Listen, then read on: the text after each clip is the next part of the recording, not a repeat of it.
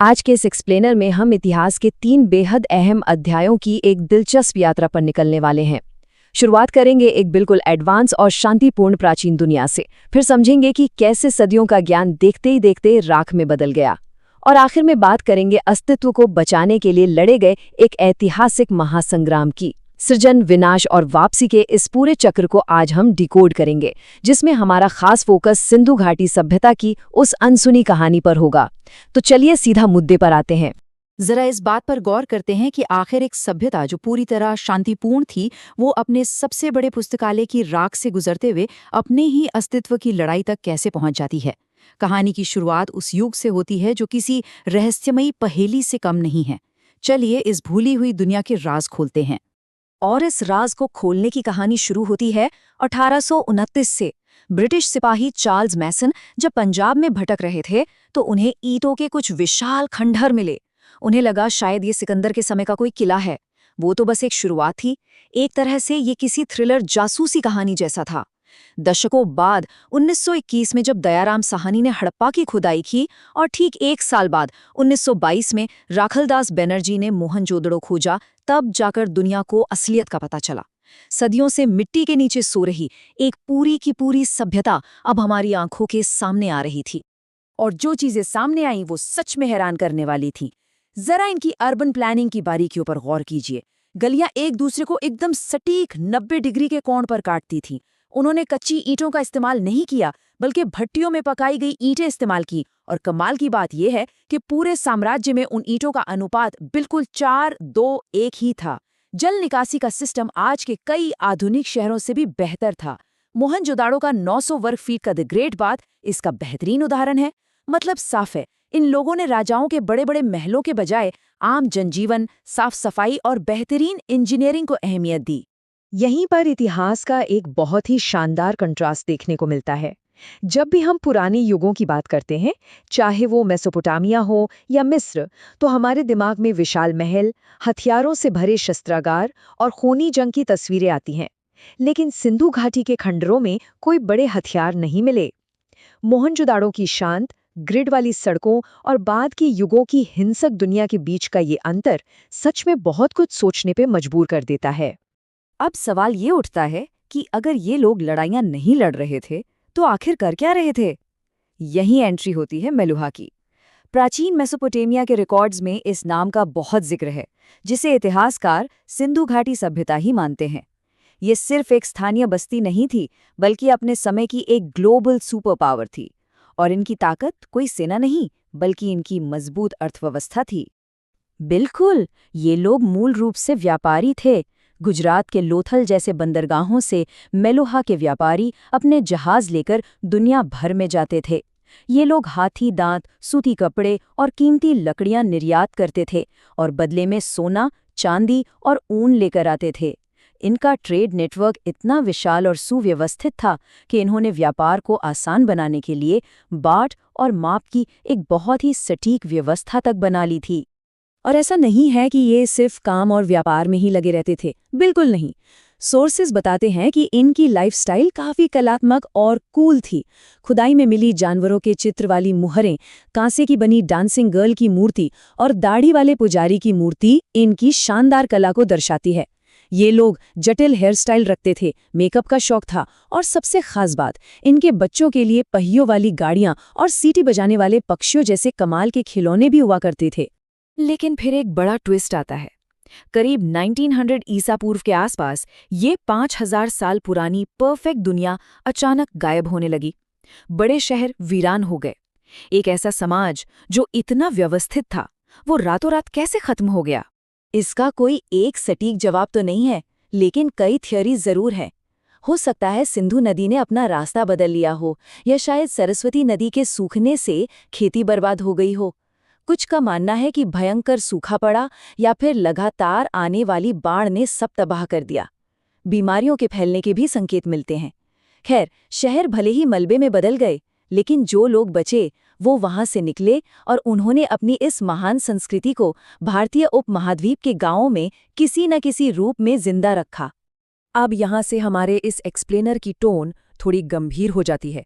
सिंधु घाटी की खामोश ईंटों से निकलकर अब हम इतिहास के उस दौर में आ गए हैं जहां युद्ध का मैदान जमीन से हटकर इंसानी ज्ञान और बौद्धिक संपदा तक पहुंच गया था। सोर्स मटेरियल के मुताबिक 12वीं सदी के अंत में एक बेहद अजीब और दुखद वाकया हुआ। विदेशी आक्रांता बख्तियार खिलजी बहुत बुरी तरह बीमार पड़ा। उसके सारे हकीम हार मान चुके थे। तब नालंदा विश्वविद्यालय के आचार्य राहुल श्रीभद्र को बुलाया गया। खिलजी की शर्त थी कि वो कोई भी दवाई नहीं खाएगा। ऐसा बताया जाता है कि आचार्य ने कुरान के पन्नों पर एक अदृश्य औषधीय लेप लगा दिया। पन्ने पलटते वक्त थूक के जरिए दवा खिलजी के शरीर में गई और वो बिल्कुल ठीक हो गया। लेकिन इस चमत्कार के बदले शुक्रगुजार होने के बजाय खिलजी के अंदर ईर्ष्या और असुरक्षा की भावना पैदा हो गई। उसे ये बर्दाश्त नहीं हुआ कि किसी और के पास उसके हकीमों से बेहतर ज्ञान कैसे हो सकता है। और उस ईर्ष्या का जो नतीजा निकला वो इस एक नंबर में सिमटा है, 90 लाख। ये सिर्फ एक नंबर नहीं है, ये उस विशाल बौद्धिक खजाने की गिनती है जिसे हमेशा के लिए राख में तब्दील कर दिया गया। इस सोर्स में दावा किया गया है कि खिलजी ने नालंदा के विद्वानों का कत्लेआम किया और उसके मशहूर पुस्तकालय धर्मगंज में आग लगा दी। सोचकर देखिए, वो 3 विशाल इमारतें जिनमें 90 लाख पांडुलिपियां थीं, वो 6 महीने तक जलती रहीं। सदियों का खगोल शास्त्र, आयुर्वेद और दर्शन शास्त्र धू कर जल गया। सोर्स इसे महज एक आगजनी नहीं बल्कि एक सांस्कृतिक नरसंहार बताता है।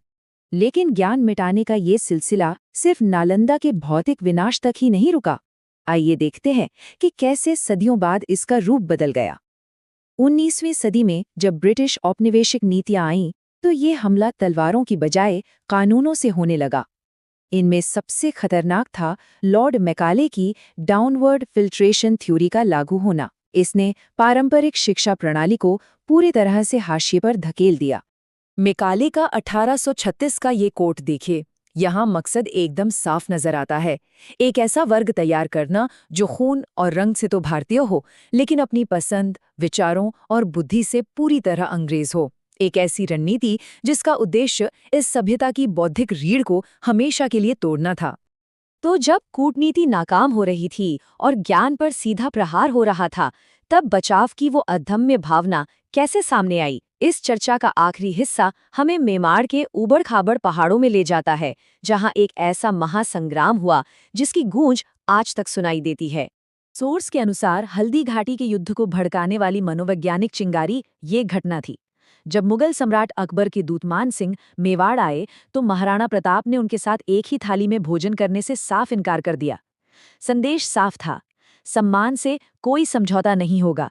इस एक घटना ने कूटनीति के सारे दरवाजे बंद कर दिए। अब हम देखते हैं हल्दी घाटी का वो ऐतिहासिक युद्ध। मुगलों की विशाल सेना, उनके तोपखाने और हाथियों के सामने प्रताप के पास बहुत कम सैनिक थे। लेकिन यहीं पर शानदार जियोग्राफिकल टैक्टिक्स काम आई। प्रताप ने अरावली की संकरी घाटी को चुना, जहां मुगल तोपें बिल्कुल बेकार हो गईं।